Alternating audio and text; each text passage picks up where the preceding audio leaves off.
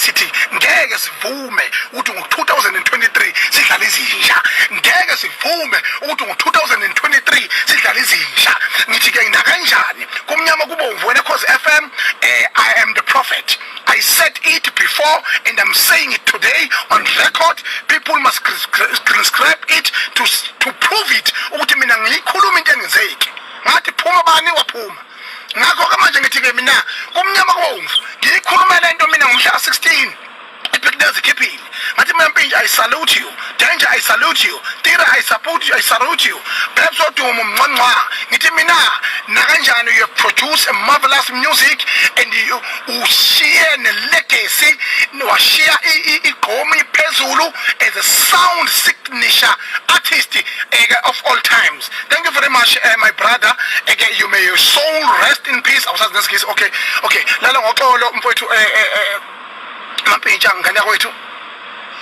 Lala ngoxolo ngane ukuthi Kamampitsha usebenzela kakhulu, ushiye izinga lephezulu kakhulu. Manje ayikho neyodwa into engasenza thina singene ngokuthula la. Mina I'm the president of the Bhinqa Nation. I support everyone. Ikakhulukazi osuke ethinta isikhumba sebhinqa. Ngagcina mina ukuvota ngasikhathi sikaFandam. Ngaphinda ngavota sengivotela imali eningi ngoba ngibona ukuthi uyayideserve futhi uPhikizulu uyibhinqa elifana nelethu, uyabona, because I do what it deserve. uFandam wayideserve ukungena kuphinda kwi-top 10, adeserve futhi ukuthi ayiwine, yabo. Saxabana noTira lapho sabambana ngehluthu, uyazi naye befikile nomsindo wabo beno nezihlathi lezi ekuthiwa lokunjana uba lo DJ songs. So ke manje ke njengamanje is an opportunity for Kamampitsha, is an opportunity of a lifetime, is a legendary New Year's Eve.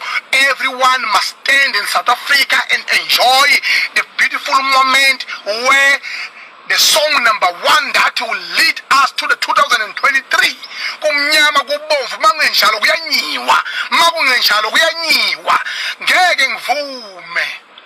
Siyangena lenyaka nomusha. Kanza kwethu abakhona lapha impela ke enyukasela bazongibona, yabona umnikazi wenkale nami ngingithandazise nami ngiphile ngisazoba khona imgodo yakathi ngikhonkotha ngonyaka odlule lapha izama amaqhinga ngithengela nezinkabi nitshene ukuthi izinja futhi ngizongena ngenkani impela mina ngo-2023 thina sino connections esengiphakathi 2003 mina impilo ngathi ngayithwalela siyakhala manje andile kamajola get ready lungisa ama-ice. So ngena ngengoma 12 o'clock I will be on stage. I'll be the one who will be leading all the choirs. Nawonke amakhora lawa amanye inqwaba yamakhora la. So ndelani nabantu ababo ku Durban CBD sihlangana ndawonye ngathi ukuthi sijabule siziqiniseko sokuthi 12 o'clock sithi ngeke sivume usathana dlale ngathi siyangena 2023.